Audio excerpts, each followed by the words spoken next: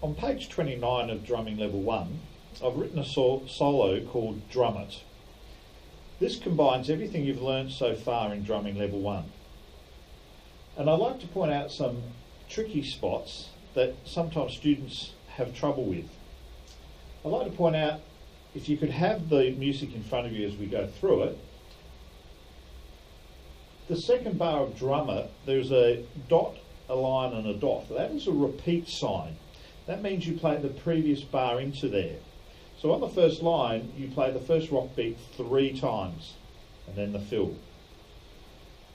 On the second line, at the end of the line, there's a note head that is a diamond shape written above the top line.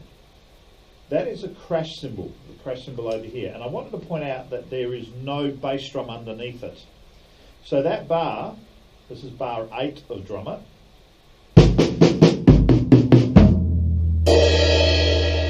No bass drum on that last note. Also, when you hit the crash, please use the shaft on the edge. If we go down to bar 9, 10, 11, this is another bar that students find difficult. In bar 11, the first half of the bar is a rock beat on the ride. The second half is simply placing your right hand on the floor tom and playing a rock beat. So I'm moving my right stick from the ride to the floor tom. So bar 11, if I repeat it, actually sounds like this.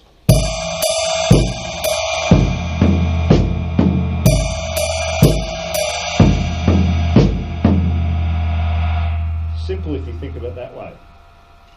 Therefore, when you get to bar 13, a rock beat on the small tom-tom.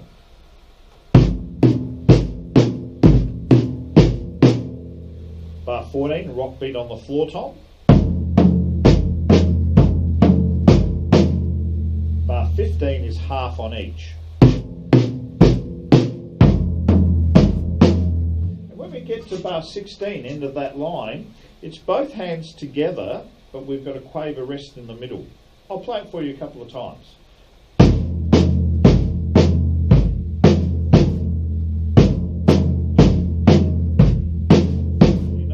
Third beat, I'm counting that rest.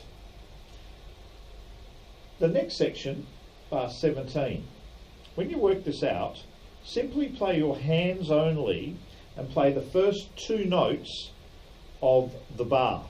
And you'll notice it's first tom to snare. 1 and. The next 2 notes are floor tom to snare.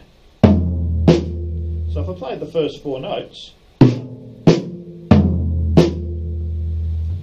the third beat is on the first tom again, back to the snare. In that bar, your right stick moves from first tom, floor tom, first tom, snare. Your left hand stays on the snare drum. Simply, it's like this.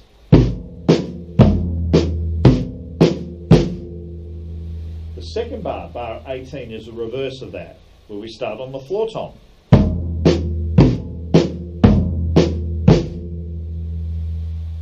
The next 2 bars are hi-hat.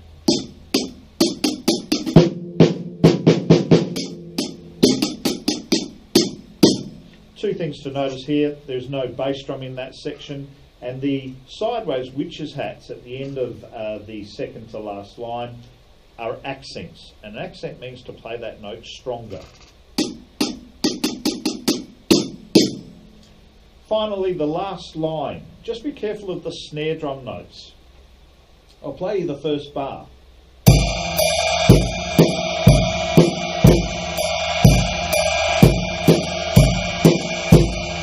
Notice that the snare drum's on the 2 and then the and 4.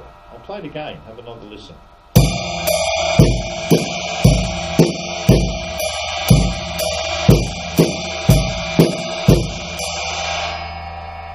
The very last bar has a crescendo on it. That crocodile mouth, I call it. And I like the crescendo to start from piano all the way up to forte. Did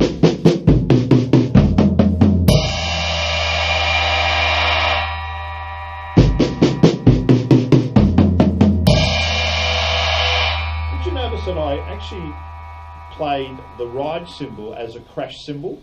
The notation is a crash symbol. The reason for that, if you try to go from the floor tom up to the crash, you'll always be late, so the tempo won't be right.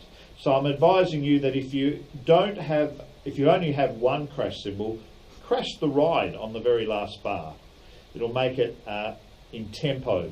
If you do have a second crash set up over here, by all means play that crash. That's the tricky points of Drum It. I hope it helps you.